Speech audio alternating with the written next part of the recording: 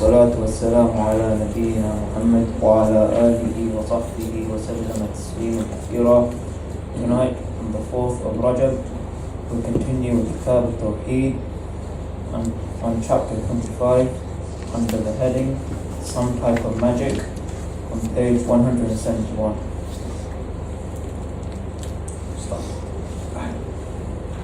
Ahmed said, Muhammad ibn Ja'far narrated to us, Auf narrated to us, Hayyan ibn Ula narrated to us, Qattan ibn Abisa narrated to us by authority of his father that he heard the Prophet ﷺ saying, augury from the flights of birds, geomancy and seeing bad omens are all types of magic. Auf said, Iyafa is to frighten birds. Tarq is the practice of drawing lines on the ground. Al-Hasan said that al-Jibt is the cry of shaitan. Isnad is Jayyid, and Abu Dawood, Nisa'i, and Ibn Habban, Sahih, recorded the Muslim portion of it.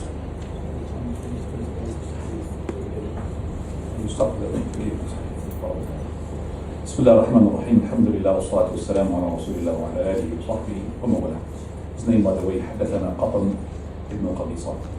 Right, this hadith, our Sheikh Al-Albani makes it unauthentic in terms of chain-wise.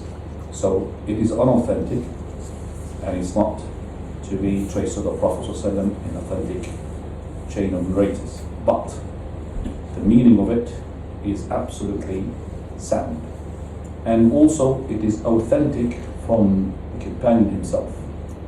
And that is, it is authentic from Auf. And that is Auf ibn Malik. It is in Sunan Abi Dawood, and it is authentic. From Auf himself is authentic, but to upgrade it to the Prophet ﷺ is not authentic. The chapter title is to show some of the types of magic. We talked about the magic in details, alhamdulillah, last time. Now we're going to give some examples of that magic. And the magic here is in general. And the magic, we said, is of two types. One which is the haram, the shirk, the kufr. And the other one which is not the kufr, which is could be haram, could be deception, depending, like the swift cards, like the using chemical things to make hallucinations. All of that, we said, it is haram, but it's not the shirk al-akbar. Here is talking about a sihr, even the allowable one. What is the allowable? We're going to see the allowable sihr, which is to do with words. Words can be magic as well. Well, if that was to be used in halal, it would be halal. Here he's mentioning the shirk of the sihr in this hadith. As I said, it is from Auf ibn Malik, correct, authentic, that al-iyafa wal-tarq wal-tiyara min al-jibt. All of this from al-jibt. Al-jibt is basically anything which is to do with shaitan. So those three things are from shaitan. Al-iyafa. What is al-iyafa? Al-iyafa is a particular way of, he says, frightening the birds. Basically, the birds, they could be used for the following. It could be used for hunting, like the vultures, like the eagles, like the falcons. You train them to go and hunt, praise you. And there's no problem. So you could tell the bird, go. They call it frightening the bird. And then the bird will hunt. So the bird can also be like the pigeon, taking letters from one place to another. Oh, no problem about that. What the birds he's talking about here is that particular zajr play, particular sort of telling the bird to go, the iyafa, which is for omens. So either this person will go to a particular person who's got a bird, he is known to do that, or he himself has got a bird, and he'll say, flash. If he flew to the right, he'll go ahead with what he had planned to do. If he went to the left, no, he would call it off, he would say there will be disaster. That's the shirk. That's shirk. Why is it shirk? Because birds has nothing to do with deciding your fate, whether you're going to go to the journey or not. But there's nothing to do with that. So that's why it's shirk. It is from the jibt. The jibt, which is from the shaitan. Second one, at-tarq. At-tarq. Geomancy. He said what? Geomancy. Geomancy, or drawing lines on the land. Drawing lines on the land, or looking at the crystal ball, or palm reading, all of that. Shirk. So you draw on the line and you say that, oh, your destiny is such and such, your fate is such and such, something's going to happen. All of that is also part of the shirk. Now, it was narrated from the Prophet ﷺ, with authentic chain, that he was asked about a prophet from the prophets. One of the prophets, his name is not known to us, but he's a prophet. He used to draw using called geomancy. He used to draw. So the Prophet ﷺ was asked about prophet. He said, he whose writing is similar to the writing of the Prophet, then let it be. If your writing, your drawing on the ground is similar to that Prophet, then it's allowed. Would you be able to know the drawing is equivalent to the drawing of the Prophet? I'm asking, would you be able? Impossible. So why the Prophet ﷺ, he said, for example, if your drawing is equal to the drawing of the Prophet, then it's allowed. And he didn't say, for example, haram, shirk. The reason behind this, number one, to protect the honor of the Prophet, because it's well known there was a Prophet doing this. Number two, the Prophet was doing it from where? From divine. So the drawing of the line was with the authority of Allah subhanahu wa ta'ala, with the guidance of the Almighty. Number three, that it's another way of saying to you that you can't do it. So if your drawing is like that Prophet, which is not going to be, how are you going to verify? Then let it be. So it's not allowed to do. So by saying this is protecting the honor of his brother, the Prophet. So then he said shirk, then he said that Prophet is doing shirk. The Prophet was not doing shirk. The Prophet was doing something with the guidance of the Almighty subhanahu wa ta'ala. Right. So that is the reason why the Prophet sallallahu alaihi wasallam, he was said and what he had said. He said what he had said. The third one is at-tiyara. At-tiyara explained it a number of times. Believing in omens is even the tiyara is from the bird, tayr, birds. Same thing. Person wants to go to a trip, he sees a black cat, he calls it off. Why? What's wrong with the black cat? He wants to go out and meet somebody or make a trade deal. He comes and sees somebody crossed eyes. Oh, crossed eyes, that means all my transactions are going to be crossed.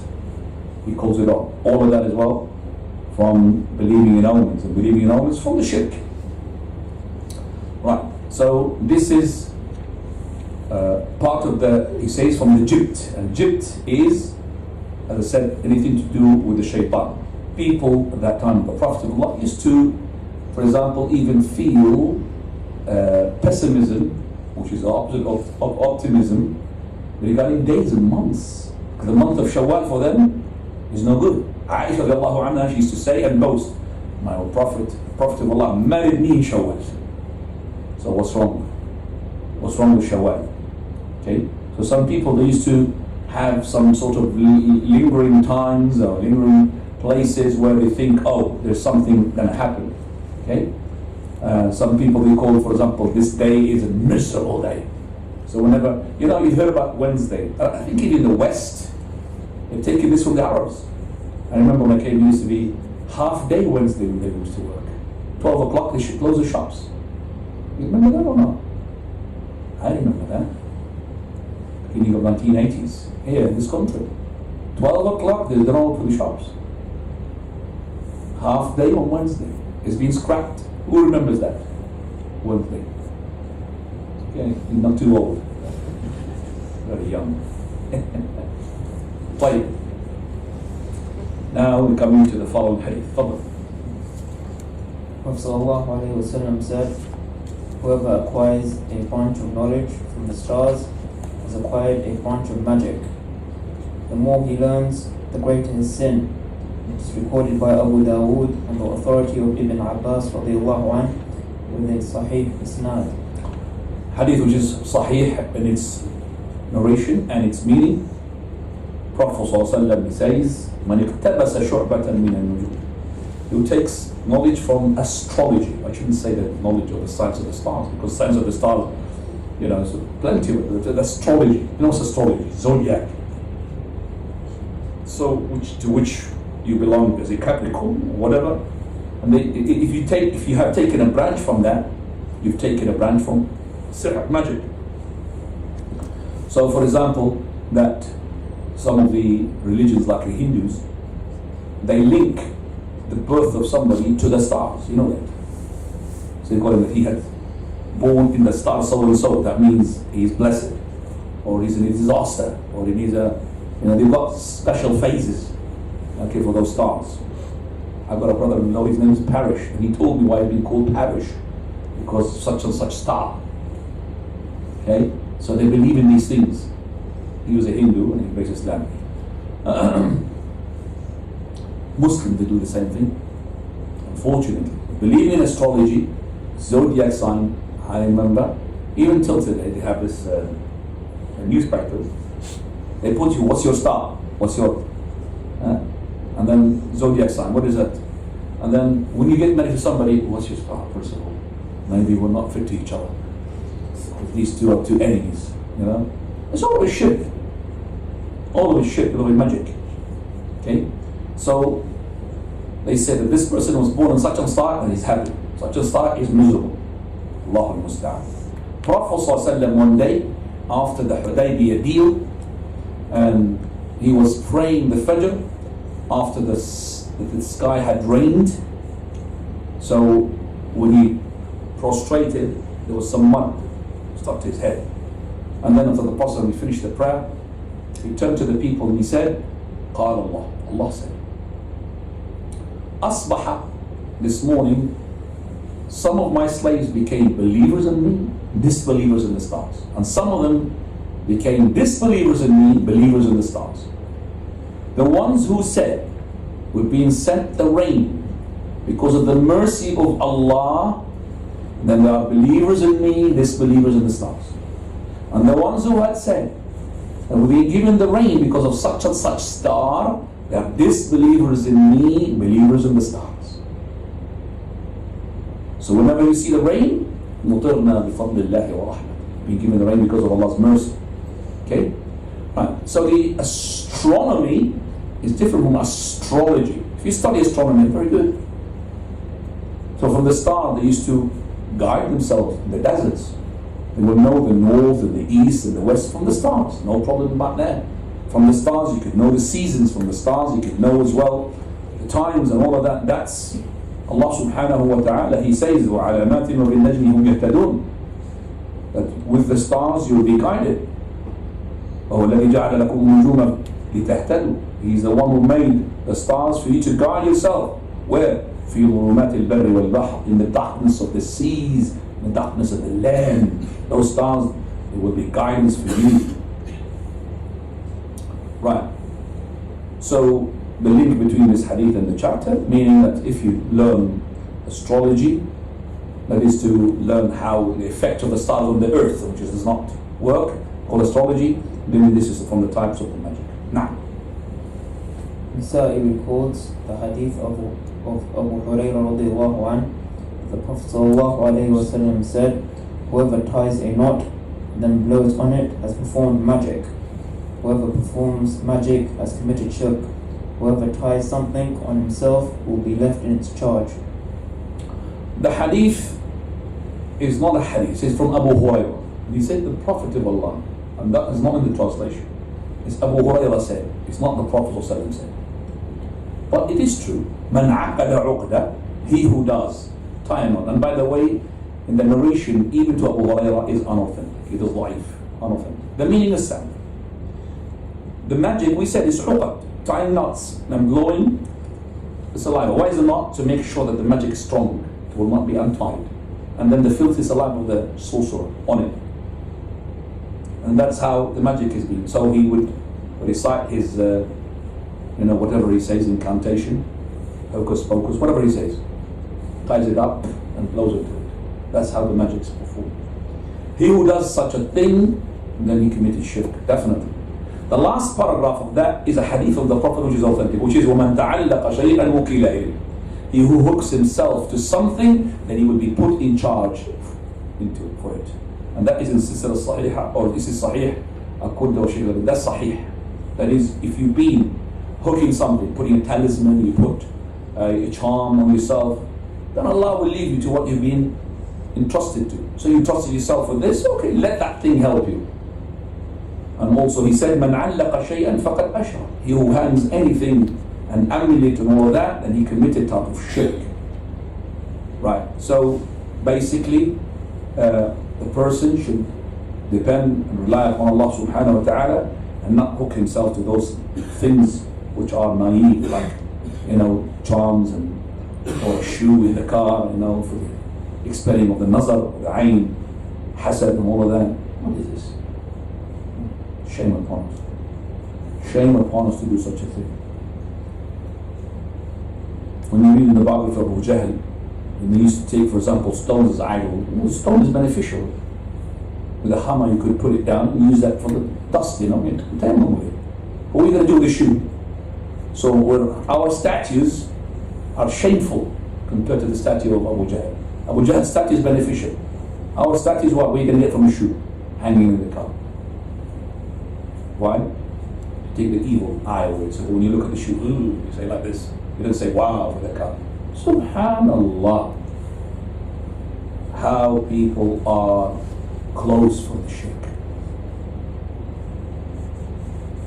طيب. Ibn Mas'ud. Ibn Mas'ud radiyallahu anhu reported that the Messenger of Allah sallallahu alayhi wa sallam said, "Should I not inform you what calamitous speech is?" It is calamitous speech? Yeah. He said, Al-'adh. Shall I inform you of the 'adh? This word is not even known to the Arabs. It is to carry tales, to convey statements to and fro between people. It is recorded by a Muslim. Slander, that's the word for it. Okay. Shall I inform you about the 'adh? And here this is a way of how the Prophet ﷺ is dragging the attention of the listener. Shall I inform you what is the 'adh? Al-'adh in Arabic means to cut off, or to separate. So separation, cut off. So al-'adh is to cut off, that means cut off your links with the people. To separate between the people. Yes, Messenger, what is the 'adh? So he said, al-'adh al-qalatu bayna al-nas. Al-qala, al-namima, namima slandering. If you said something about somebody while he's not present, and that thing that you said is true, okay, and you said it not to create problems between two people, you just said it, and this person, let's say he's got a big ear. You don't mean to ruin, but you said he's got a big ear. If he was present, he would be upset with that. That's called backbiting. If you lied, that's backbiting plus. So if he hasn't got a big ear, but you said it, then you had backbiting plus. But if you said something where it is true, but you want to create problems, intention, you put to want enmity, but what you said is true, so you convey the word. By the way, he said to you about you that you got big ears, and he said it. He said about you got big ears. That's slandering. But if you said, he said about you got big ears, and you didn't say it, that's slandering plus. So you got backbiting plus, slandering plus. And each one is more according to the order of sins. Backbiting is the little one, up to slandering plus. And the slanderer, as the scholars they said, he can do damage in 1 hour more than the sorcerer can do in a year. And the sorcerer can do it in a year, not that much compared to what that slanderer do in 1 hour. He could create war by lying, putting enmity between the brothers. So that is why it is from the major sins. Prophet ﷺ, he passed by 2 graves, and he said, verily these 2 graves have been punished. in something that the people consider nothing, insignificant. One of them, he does not clean himself from the urine. He does not do proper stinging. And the other one, he goes with namima, slandering, wal-iyadu billah. So they're being punished in the grave because of that. وَلَا تُطِعْ كُلَّ حَلَّافٍ نَهِيمٍ هَمَّازٍ مَشَّاءٍ بِنَمِيمٍ. So Allah Azza wa Jal, He had condemned those slanderers in the Quran, in Surah Noon, وَالْقُرْآنِ وَمَا يَسْطُرُونَ الْقَلَمِ. طيب. Now, Islam came to stop anything that would cause enmity between the brothers. So He said, do not sell against the selling of your brother. Do not engage over the engagement of your brother. So if somebody had transaction with somebody else, don't budge in the middle of the transaction thinking, I could buy it better than that. Don't sell it. Haram. It's been done. Transaction. Same thing. Somebody wants to get married to somebody, and he's in the process of doing that. You come in, sit because you saw that the girl is worth it. I'll offer you more. Haram. Hasn't been finalized. So لا يبيع أحدكم على بيع أخيه ولا يخطب أحدكم على خطبة أخيه.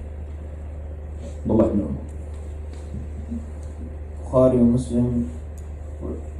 Muslim record on the authority of Ibn Umar radiallahu anhu that the Messenger of Allah sallallahu alayhi wa sallam said, some forms of eloquent speech are magic. Some eloquent speech can be magic. This magic, it could be halal, it could be haram. If the eloquent speech is made to make the idea of yours reach the people in the best of ways, alhamdulillah. And this idea is halal, so you're trying to make da'wah and you've used your eloquent speech to do so, it's very good. But if you want to twist the haqq, to make the haqq batil or the batil haqq, by distorting the image of the haqq and giving a good image of the batil by your words which could mesmerize people with it, then this is magic, which is haram. So the Prophet ﷺ said, Inna min al-bayani la-sihr. Verily, the sihr, the bayan, some of the eloquent speech is like magic, because it's very good in words. Even the Prophet ﷺ, he said, Innakum takhtasimuna ilayh. You come and you dispute with one another, and you want me to judge.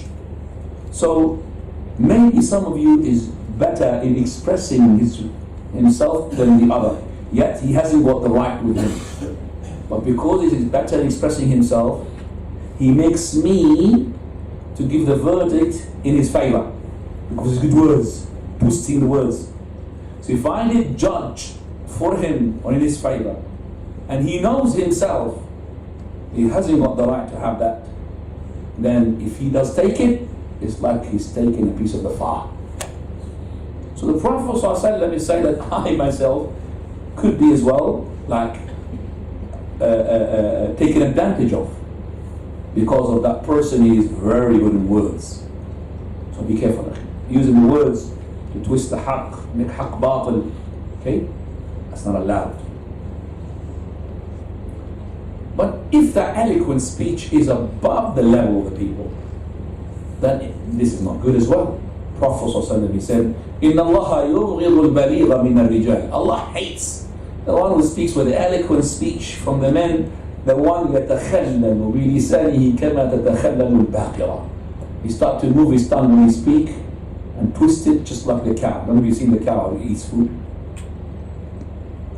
So this person, yes. So what does it mean yes? What is it yes? Yes. Have you seen some people how they talk? The way they're trying to make themselves a posh accent. And that's not a posh accent. This is making fool of yourself. Okay? Yes, dear. I've had this person came to no to me. So I need about 3-4 seconds to wait for that word to come out.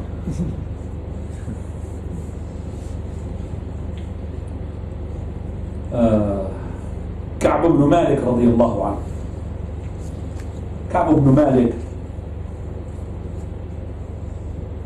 when he was staying home and he did not participate did not go with the Prophet ﷺ when he asked everybody to come out to the book.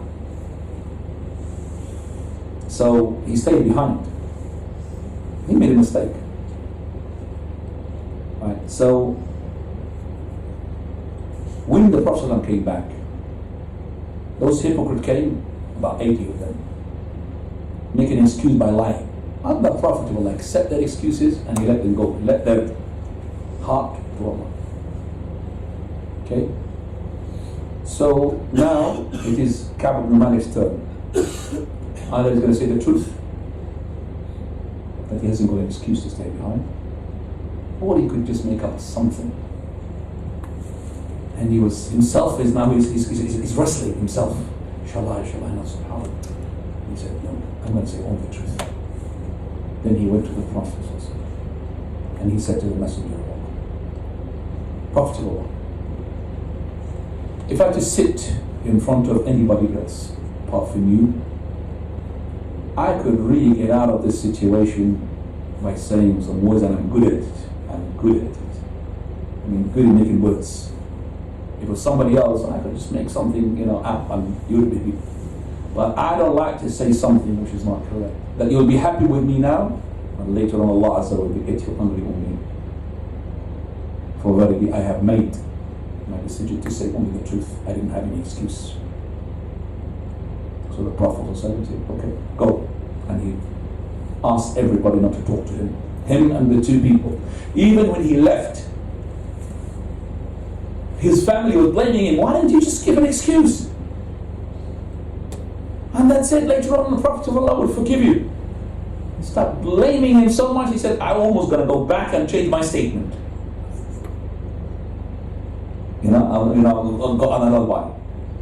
Then I asked him, is anybody like me did the same thing? He said, yes, 2 people. 50 nights have been boycotted. 50 nights. Till Allah will send their pardoning in a verse to be recited until today. Type.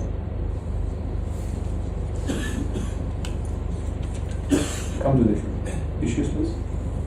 Issues number 1, Iyafa, Tarq, and Tiara, all subsumed by the term Jibt. Jibt, which is read from the shaitan. Number 2. Number 2, the explanation of Iyafa and Tarq. We've done that. Number 3. Number 3, knowledge of the stars is a type of magic. Knowledge of the astrology. The stars, I mean, the knowledge of the stars is good.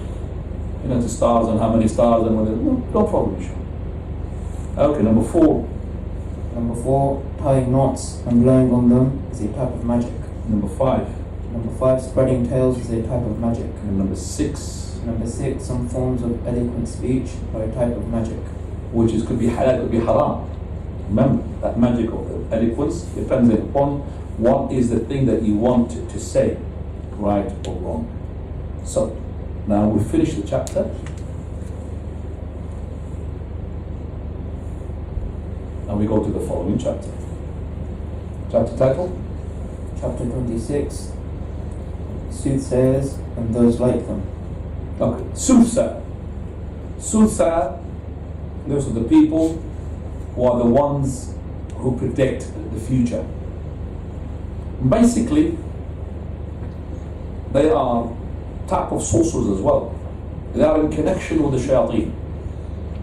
Like we said before, they have made a deal by making a challenge in kufr, either by throwing the Quran in the sewage or urinating on top of the Quran or throwing it in the toilet. Then the shayateen will come and make a deal with it.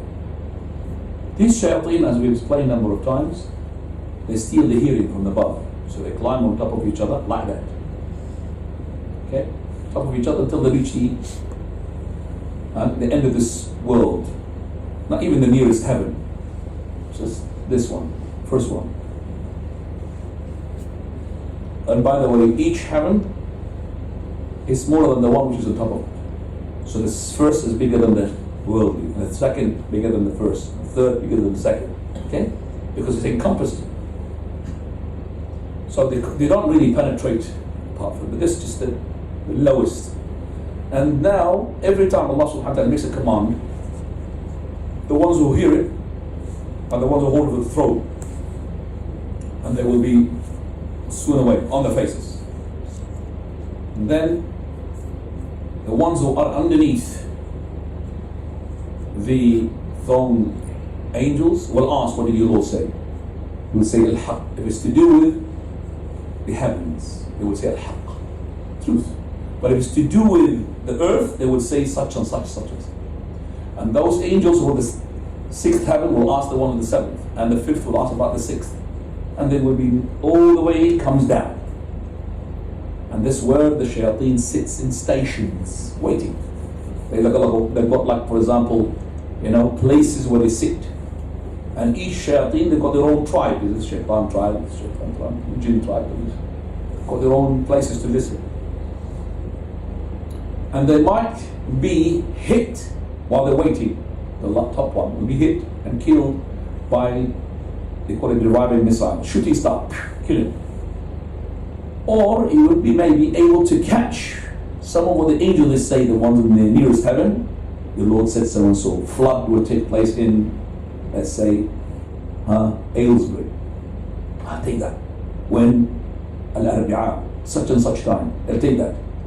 As soon as he takes it, he might be killed as well before he passes it to the one underneath. So he could be killed before he listens. He could be killed after he had heard.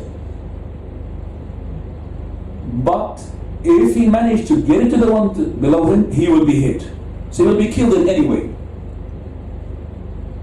But if he had managed to get it to the one below him, he will go below, until the one which is on the earth. On the earth, they will go to the kufr call center. What is kufr call center? Sorcerers and soothsayers. They'll give it to him in his ear. This shayateen might lie with it, or he himself, the soothsayer, will add lies to it. Hundreds of lies, lots of lies. But the people, out of their naivety, will believe all these lies because of one fact. Didn't he say there would be flood in Aylesbury at such and such day or such and such time? And it took place. That means whatever he said before and after is to be authentic and truthful. For one correct fact, they believe all the other facts. He's only kohan about the future, something to do with the past. The past is not ghaib, it's not unseen. The ghaib is the what? The future. Because the past, for you it is ghaib, but for somebody, like for example a jinn who is living for a long, long time, he knows about the past. So he's reliving the past. So he could convey to the shaitan, to the sorcerer, to the soothsayer, what happened before, what happened to you or to your family before. So the past is for you ghaib, but for others not ghaib. But the absolute ghaib is the future. Nobody knows in the future except for Allah. Now, what happens if you come to the soothsayers? What is the punishment? First hadith. Muslim records on the authority of one of the wives of the Prophet ﷺ that he said, whoever goes to a fortune teller, asks him about something and believes him, his prayer will not be accepted for 40 days. Right. This hadith is authentic because Sahih Muslim. It says that the Prophet ﷺ said, he who comes to Arraf, he said here fortune teller, or a soothsayer, same thing. Arraf and Kahina, the same. فَسَأَلَهُ عَنْ شَيْءٍ. He asked him about something. And he believed him in what he says. Then says here, لا تقبل له صلاة 40 يوم. There's another narration, فَصَدَّقَهُ فَقَدْ كَفَرَ بِمَا أُنزِلَ عَلَى مُحَمَّدٍ, which is the following narration. Read. Abu Hurairah. Abu Hurairah radiallahu anhu reports that the Prophet ﷺ said, whoever goes to a soothsayer and believes him and what he says has disbelieved in what has been revealed to Muhammad ﷺ. This is recorded by Abu Dawood. To separate between these hadiths, we do have more narration to explain.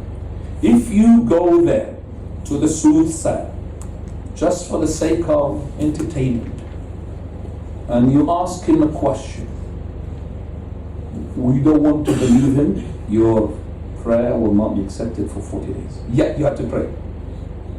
But if you believed him, then you are disbelieving in what has been revealed to the Prophet. Is it possible for me to go to the soothsayer where it is allowed? Yes. It is for you. It is allowed, for example, to go to the soothsayer to know if he's a soothsayer or not. For the Prophet ﷺ, he asked Ibn Sayyad, it's from the Jews, a boy, and there's something rumors about him. He's dodgy. He could be the Dajjal himself. So the Prophet ﷺ, he tested him. I have hidden for you something. What is it? He said, Dukhan. It's close to you. Go down. You're not going to go beyond what you are. So, to test. So this person, he wants to test. So the Prophet ﷺ, he came to a test. If you want to test this, is a soothsayer or not? It's allowed. Or you come to the soothsayer in order to show that he is nothing. To expose him to the public. I would say it is permissible, but it could be wajib. If you know how to do it. So like for example, our Sheikh, one of the Sheikhs, he went there with a neighbor. When he came to him, he said that this soothsayer, he just come to our house. So the Sheikh, okay, told him to come bring me. So he brought him and he hidden some money with him. And he had some money as well in his hand, he counted. As soon as he came in, oh yes, marhaban Sheikh, how are you? So we know you are. So he knows you know your name straight away. Nothing. I've got some money in the hand. You know how it is? Yeah, I know. He got £50, and it was £50 because Sheikh knew about it. He said, okay, I've got my money in my pocket. He doesn't know how much. How much is that? That man didn't give him the right number. So he exposed him. He said, look, he knew what I know, but he didn't know what I didn't know. This is the qareen. Your companion from the shaitan, from the jinn. Wherever you go, wherever you do, whatever you say, he knows. He doesn't know what goes in your heart or your mind. He knows what is what you say and you do. So he exposed him. That's no problem. Like the person who exposed the Dajjal. He came out of the Medina. And then the Dajjal soldiers pulled him red-handed. Where are you going? He said to that person is claiming to be a god. You don't believe in our Lord? You don't believe in our God? He said, God can't be hidden. God is known to us. They're about to kill him. One of them said, no, don't kill him. Don't remember our God said, don't kill anybody without his permission. So they killed him. To the Dajjal. So he went there to expose the Dajjal. He's a big sorcerer. He's the biggest sorcerer. He's the biggest sorcerer. So he said, aren't you believing that I'm a God? He said, no. You are the Dajjal. Oh people, he is the Dajjal and what the Prophet ﷺ said about. And he talked about. So what he does, he cut him in halves. And then he walks between the two halves. And they say to the half, come back. They come back. And that's true by the way. And then he says, don't you believe that I am your God? He said, Mazdadtu bika illa basira. I am no more confirmed that you are the Dajjal. But I know you're not going to do more than that. This is the only way. This is the only, all people is not going to do that. That means to give life to death. Except for once. For me, that's it. So that's when he had decided now to get rid of him. Because he's exposing him. So he's trying now to kill him. So Allah puts a copper between his neck and his chest. Can't. So what he does, he throw him. People think that he had killed him.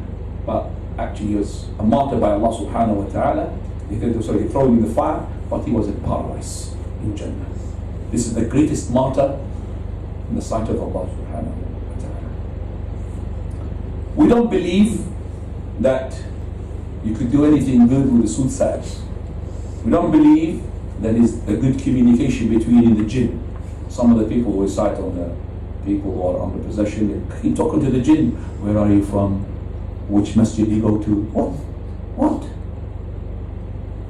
How many brothers have you got? Are you Salafi? No, I'm Sufi. No, it's true, it's recorded.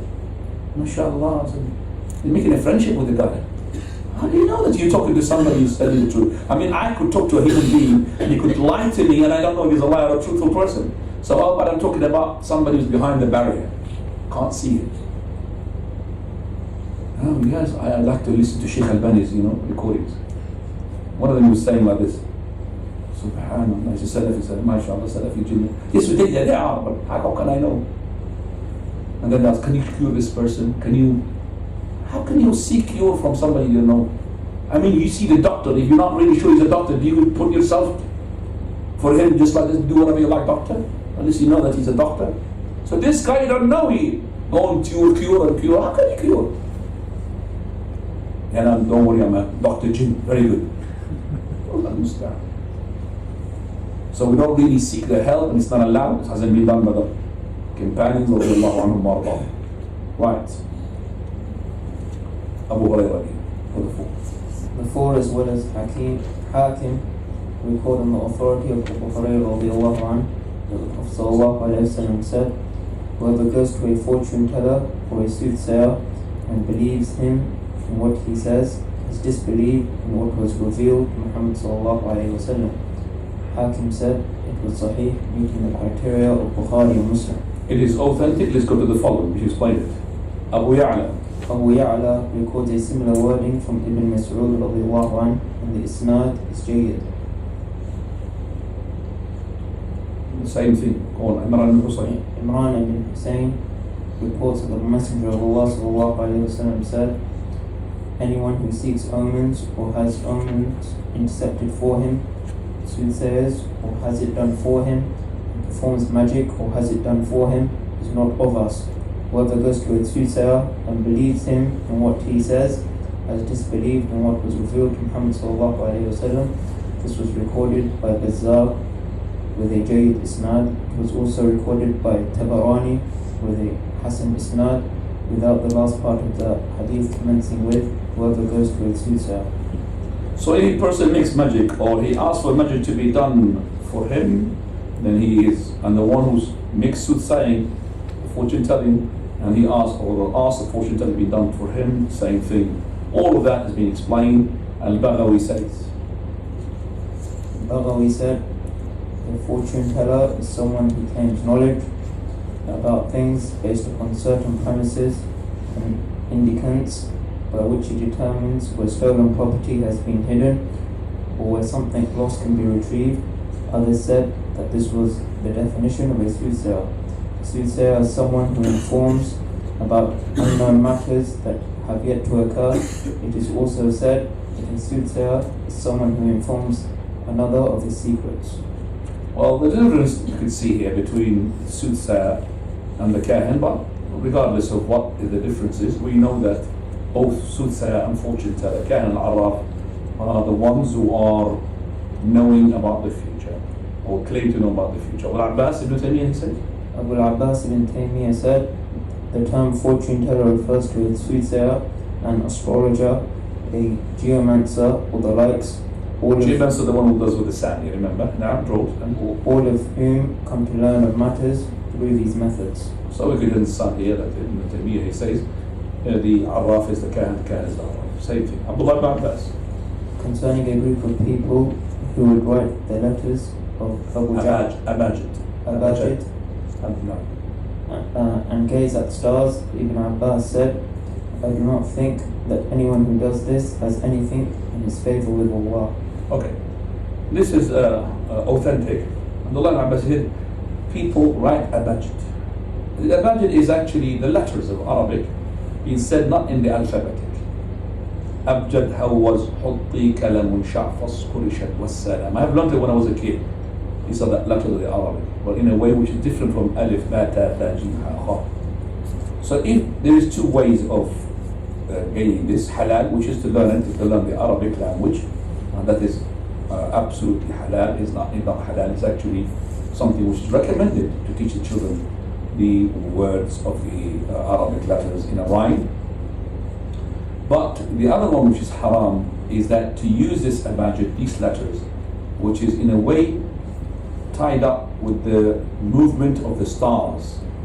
So they will use the letters with the stars to indicate about something that will take place on the earth, like whether it's famine or drought or flood or earthquake and all of this. So this is from the magic. This is from the magic.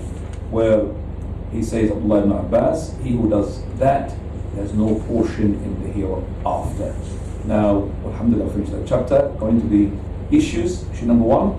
Issues number one, believing a soothsayer is incompatible with having faith in the Quran. Right, so here he says that man ata kahina, he does to come to a kahin and he believes in him, then he disbelieves in what is believed into the Prophet Muhammad. Number 2. Number 2, the clear pronouncement that this is disbelief. Kufr. Number 3. Number 3, mention of those who ask for soothsaying. Because he said, laysa minni, it's not from us. Number 4. Number 4, mention of those who have omens intercepted for them. Number 5. Number 5, mention of those who have magic performed on their behalf. And number 6. Number 6, mention of those who learn abajad. We said abajad could be halal, could be haram, depending upon the way you use it. Number 7. Number 7, the difference between a soothsayer and fortune teller. And we said this is a khilaf, controversial issue among the scholars. And the best saying is just to say that both are the same. Allahu A'lam, by which alhamdulillah we finished. Next time we'll talk about an-nushra. What's the translation of that? There's no translation, it says nushra. Okay. And because it needs explanation, what is an-nushra? Fine. To that time, if you have any questions regarding what we've said or anything else, please go ahead.